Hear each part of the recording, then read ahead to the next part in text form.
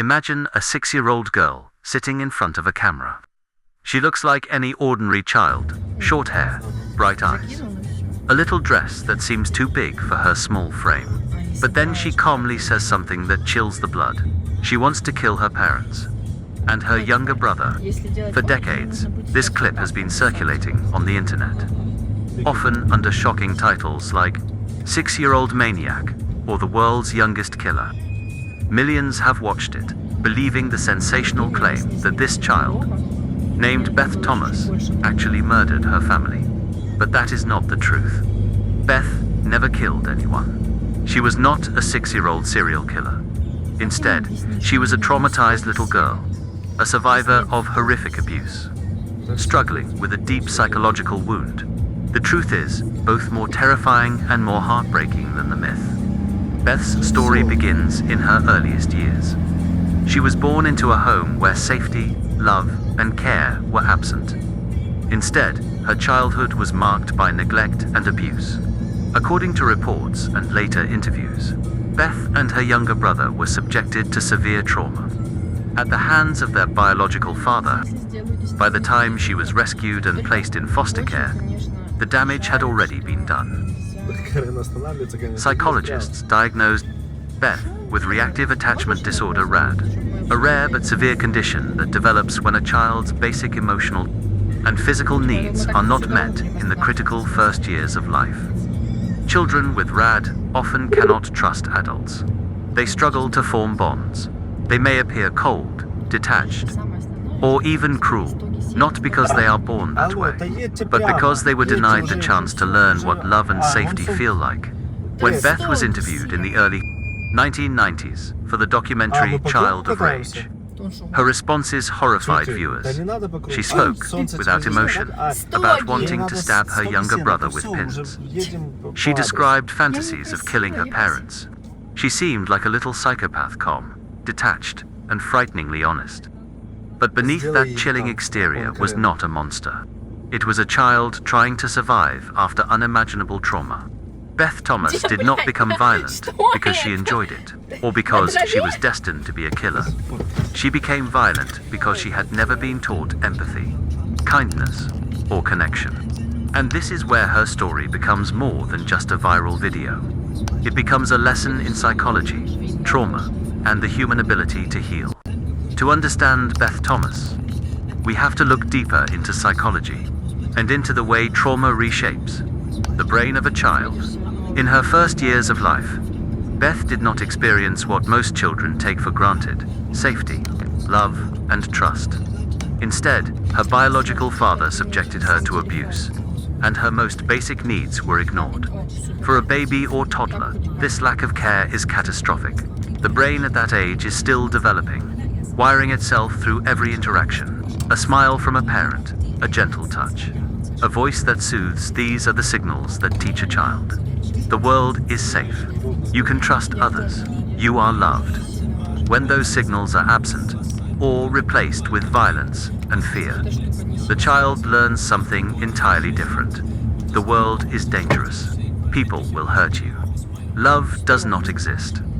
Psychologists call this disorder Reactive Attachment Disorder (RAD). Children with RAD often seem cold, manipulative, or aggressive.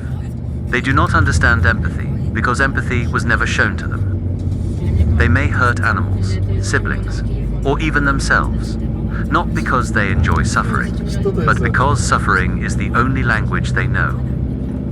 When Beth appeared in the documentary Child of Rage, her words shocked viewers worldwide. She admitted calmly that she wanted to hurt her little brother, that she had stuck pins into him before. She spoke of wanting to kill her adoptive parents while they slept.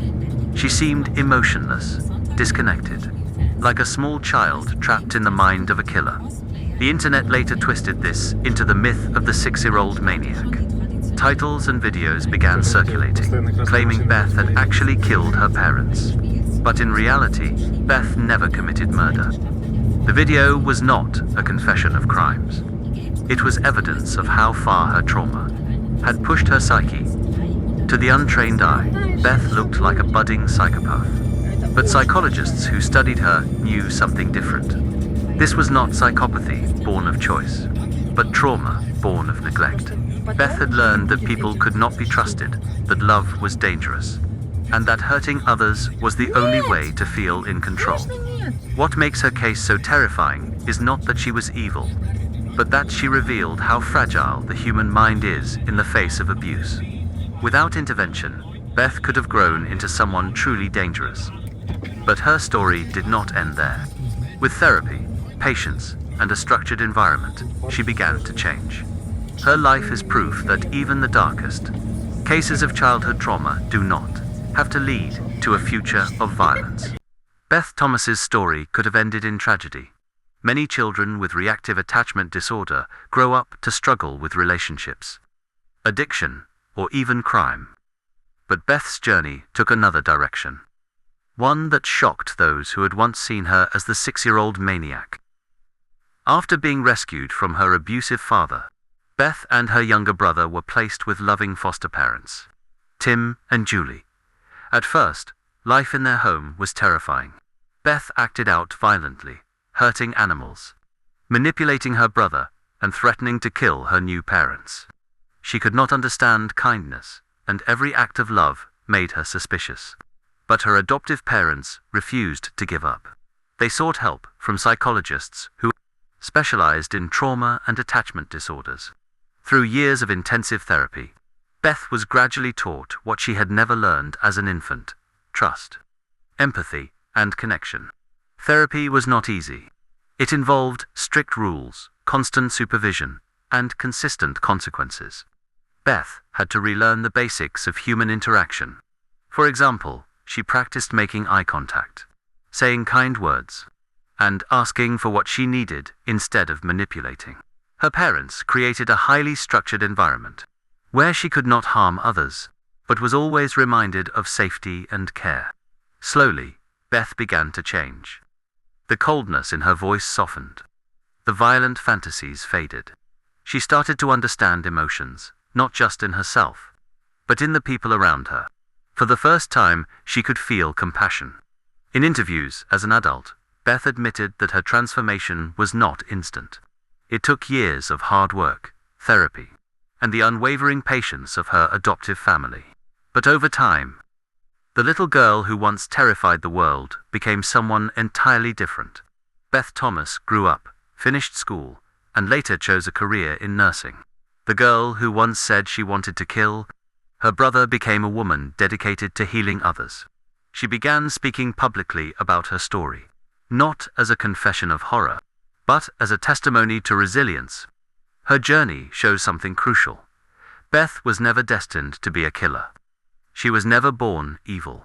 She was a child shaped by trauma, who proved that with the right environment, even the darkest wounds can begin to heal. Today, Beth Thomas is no longer remembered only as the child of rage. She is a survivor, a nurse, and an advocate for trauma awareness. Her adult life is the ultimate proof that even when childhood seems completely broken, healing is possible. As an adult, Beth has spoken publicly about her journey. She acknowledges the disturbing things she said and did as a child, but she frames them in the only way that makes sense. They were the result of trauma, not of some natural-born evil. She explains that children like her are not monsters. They are victims who need help. Before it is too late, Beth's story highlights one of the most misunderstood areas of psychology: the effects of early abuse and neglect. It reminds us that the human brain is shaped by environment, especially in the first years of life. When those years are filled with pain instead of love, the results can look terrifying, but they are not irreversible. The internet still circulates her childhood video, labeling her as a 6-year-old maniac. That title makes the story shocking, clickable, and sensational. But the reality is more complex and more important. Beth never murdered her parents. She never became a killer. Instead, she became living proof that with love, structure, and therapy, even the most damaged children can recover. Her story teaches us several lessons. First, Abuse leaves scars deeper than most people realize, shaping not only behavior, but the ability to feel empathy itself. Second, children are not beyond saving. Even when their behavior looks horrifying, it can be the product of pain, not malice. And finally, healing is possible, but it requires time, patience, and understanding. Beth's journey forces us to confront an uncomfortable truth. When society fails to protect children, those children may appear to become monsters, but they are not born that way. They are shaped by what they endure. And if we want fewer stories like Beth, the solution is not fear, but prevention, compassion, and early intervention. So the next time you see her video online, remember this: Beth Thomas was not a 6-year-old killer. She was a 6-year-old victim who found a way to heal. Her story is not one of horror, but one of survival and transformation. And that is why, even decades later, the world still remembers the child of rage.